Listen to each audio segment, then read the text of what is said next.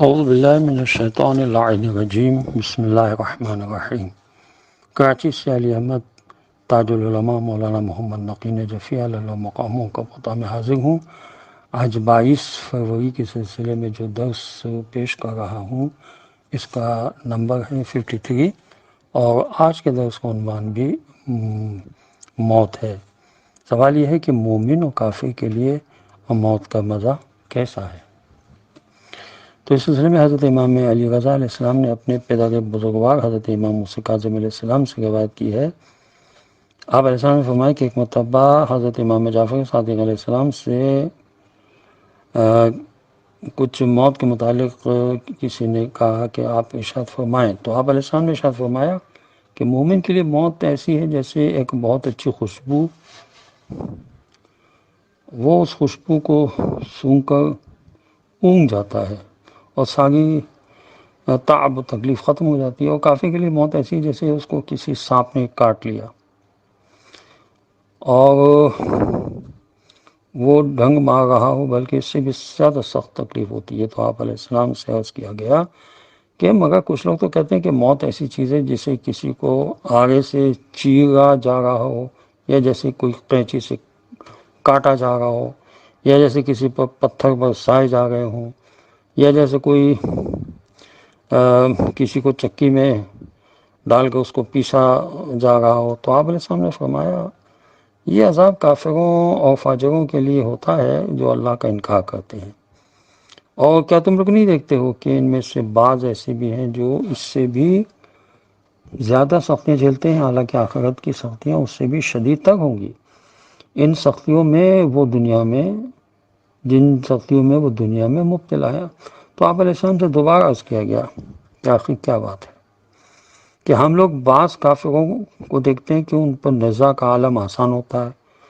وہ بات کرتے کرتے ہنستے ہنستے اور گفتگو کرتے کرتے یک بیک ختم ہو جاتے ہیں، اور مومنین میں سے بعض ایسے بھی ہوتے ہیں جو بہت زیادہ سختیاں جھیلتے ہیں، مگر مومنین اور کافرین دونوں میں سے بعض سکرات میں ایسی ہی سختیاں جھیلتے ہیں۔ تو آپ علیہ السلام نے فرمایا کہ مومنین میں سے جن کو سکرات الموت میں راحت نصیب ہوتی ہے تو سمجھ لو کہ ثواب عاجل ہوتا ہے، اور جو سکرات الموت کی سختیاں جھیلتے ہیں ان کو گویا یہی سزا دے دی جاتی ہے تاکہ آخرت میں پہنچے تو بالکل صاف ستھرے اور دائمی ثواب کے وہ مستحق ہوں، اور اس کے پانے میں ان کے لیے کوئی رکاوٹ نہ ہو۔ اور کافر کو جو سکرات میں آسانی ہوتی ہے تو اس کی نیکیوں کا اجر اس کو اسی دنیا میں دے دیا جاتا ہے تاکہ آخرت میں پہنچے تو صرف عذاب کا وہ مستحق ہو، اور کافر پر جو موت کے وقت سختی ہوتی ہے تو سمجھ لو کہ اللہ نے اس پر عذاب کی ابتدا یہیں سے کر دی ہے، اس لیے کہ اللہ تعالیٰ عادل ہے، ظالم نہیں ہے۔ یہ کتاب علل الشرائع میں لکھا ہے، اور عالم نزا کے کچھ مستحبات ہیں، جیسے آیت اللہ خوئی فرماتے ہیں اور آیت اللہ سستانی بھی کہ مستحب ہے کہ جو شخص جانکنی کی حالت میں ہو اس کے سامنے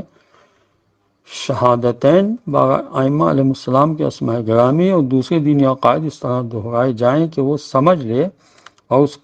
کی موت کے وقت تک ان چیزوں کو تکرار کرنا بھی مستحب ہے۔ جو شخص جانکنی کے عالم میں ہو اسے مندرجہ ذیل دعا اس طرح سنائی جائے کہ سمجھ لے: اللہم اغفر لی الکثیر من معاصیک واقبل منی الیسیر من طاعتک، یا من یقبل الیسیر ویعفو عن الکثیر اقبل منی الیسیر واعف عن الکثیر انک انت العفو الغفور اللہم ارحمنی فانک رحیم۔ یہ فتویٰ ہے آیت اللہ سستانی علی اللہ مقامہ کو، خدا ان کو طویل زندگی دے صحت و سلامتی کے ساتھ۔ تو جو شخص جانکنی کے عالم میں ہو اسے تنہا چھوڑنا اور کوئی بھاری چیز اس کے پیٹ پر رکھنا، یہ، اور اگر یہ جنب اور حائز کا اس کے قریب ہونا، اسی طرح اس کے پاس زیادہ باتیں کرنا، رونا، صرف عورتوں کو چھوڑنا، یہ مکروہ ہے۔ یہ آیت اللہ خوئی اور آیت اللہ سستانی کا فتویٰ بھی ہے۔ اور میت کو مستحبات اور دعاؤں کی تلقین کرتے وقت جنب حائز قریب نہ ہو۔ حضرت امام جعفر صادق علیہ السلام سے روایت ہے کہ آپ علیہ السلام نے فرمایا کہ حائز اور جنب میت کو مستحب دعاؤں یعنی ائمہ علیہ السلام کے اسماء گرامی وغیرہ کہ تلقین کے وقت اس لیے قریب نہ رہیں کہ ان دونوں کی موجودگی سے ملائکہ کو اذیت ہوتی ہے۔ اور موت کے وقت مرنے والے کی آنکھ میں آنسو کیوں آتے ہیں،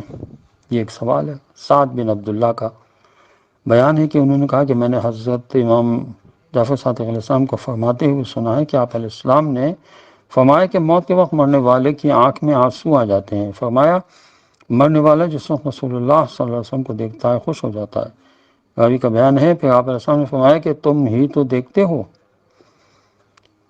کہ جب کوئی شخص کسی ایسی چیز کو دیکھتا ہے جس سے اس کو بے انتہا خوشی ہو تو فقط مسرت میں آنسو آ جاتے ہیں اور وہ ہنسنے اور مسکرانے لگتا ہے۔ تو یہ بھی مستحب ہے کہ رشتہ داروں کو مرنے والے کی موت کی اطلاع دی جائے۔ حضرت امام جعفر صادق علیہ السلام نے فرمایا کہ میت کے ورثاء کو چاہیے کہ وہ مرنے والے کی خبر موت اس کے رشتہ داروں اور برادری میں کرا دیں تاکہ وہ سب اس کے جنازے میں شریک ہوں، ان کی نماز جنازہ پڑھیں اور انہیں اس کا ثواب حاصل ہو اور مرنے والے کو مغفرت کی دعا حاصل ہو اور وارثوں کو بھی اس کا اجر ملے کہ انہوں نے میت کے لیے مغفرت کی دعا کی۔ اب کچھ احکامات ہیں مرنے کے بعد۔ مستحب ہے کہ مرنے کے بعد میت کی آنکھیں اور ہونٹ بند کر دیے جائیں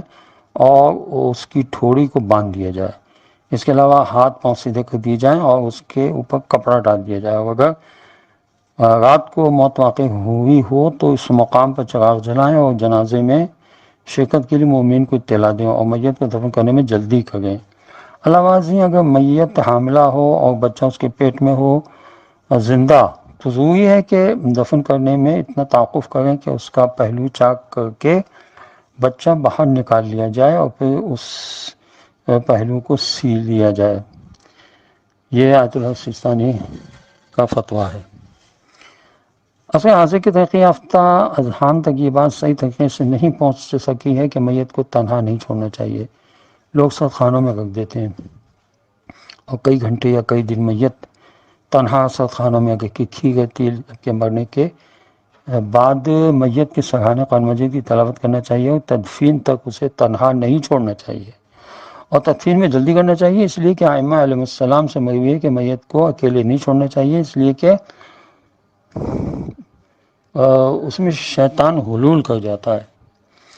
اس کے بعد جائے گا کہ میت کو غسل دیا جائے۔ کسی مسلمان کا غسل، حنوط، کفن، نماز میت و دفن خواہ وہ شیعہ اثنا عشری نہ بھی ہو اس کے ولی پر واجب ہے۔ ضروری ہے کہ ولی خود ان کاموں کو انجام دے یا کسی دوسرے کو ان کاموں کے لیے معین کرے، اور اگر کوئی شخص ان کاموں کو ولی کی اجازت سے انجام دے تو ولی پر سے وجوب ساقط ہو جاتا ہے، بلکہ اگر دفن اور اس کے مانند دوسرے امور کو کوئی شخص ولی کی اجازت کے بغیر انجام دے تب بھی ولی سے وجوب ساقط ہو جاتا ہے، اور ان امور کو دوبارہ انجام دینے کی ضرورت نہیں ہے۔ اور اگر میت کا کوئی ولی نہ ہو یا ولی ان کاموں کے انجام دینے سے منع کرے تب بھی باقی مکلف لوگوں پر واجب کفایہ ہے کہ میت کے ان کاموں کو انجام دیں، اور اگر بعض مکلف لوگوں نے انجام دیا تو دوسروں پر سے وجوب ساقط ہو جاتا ہے۔ چنانچہ اگر کوئی بھی انجام نہ دے تو تمام مکلف لوگ گنہگار ہوں گے، اور ولی کے منع کرنے کی صورت میں اس سے اجازت لینے کی شرط ختم ہو جاتی ہے۔ یہ آیت اللہ سیستانی کا فتویٰ ہے۔ میت کو 3 غسل دینے واجب ہیں۔ پہلا ایسے پانی سے جس میں بیری کے پتے ملے ہوئے ہوں، دوسرا ایسے پانی سے جس میں کافور ملا ہوا ہو، اور تیسرا خالص پانی سے۔ جو شخص غسل دے ضروری ہے کہ وہ قربت کی نیت رکھتا ہو، یعنی اللہ تعالیٰ کی خوشنودی کے لیے غسل دے۔ مسلمان کے بچے کو خواہ وہ ولد الزنا ہی کیوں نہ ہو غسل دینا واجب ہے۔ اگر ایک بچہ 4 مہینے یا سے زیادہ کا ہو کر ساقط ہو جائے تو اسے غسل دینا ضروری ہے،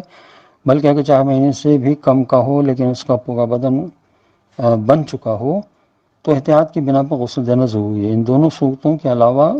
احتیاط کی بنا پر اسے کپڑے میں لپیٹ کر بغیر غسل دیے دفن کر دینا چاہیے۔ اور مرد عورت کو غسل نہیں دے سکتا، اسی طرح عورت مرد کو غسل نہیں دے سکتی، لیکن بیوی اپنے شوہر کو اور شوہر اپنی بیوی کو غسل دے سکتا ہے۔ یہ آیت اللہ سیستانی کا فتویٰ ہے۔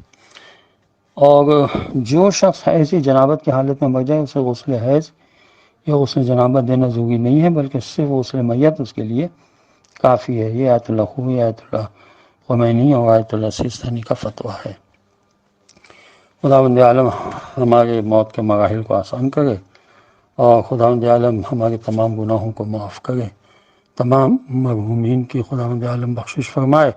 وآخر دعوانا ان الحمد للہ رب العالمین۔ السلام علیکم ورحمۃ اللہ وبرکاتہ۔